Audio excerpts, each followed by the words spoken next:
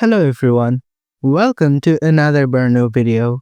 And in this video, I will show you how to use Auto Dark Mode on Reddit. It's really quick and simple and the process is really straightforward, so let's jump right in. So you want to default your Reddit app to dark mode.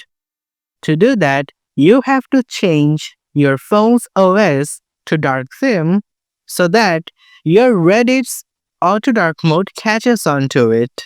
How can you do it? It's really quick and simple. Let me show you. First, bring down the bottom menu and then click on Settings.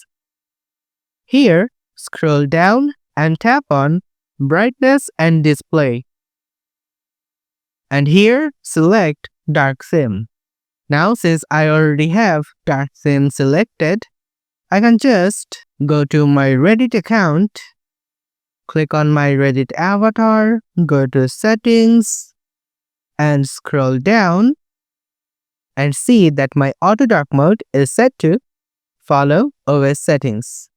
If I turn it off, it will revert back to light mode.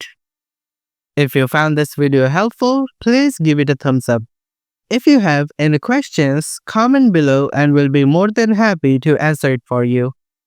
And if you want to see us more on your For You page, subscribe to our channel.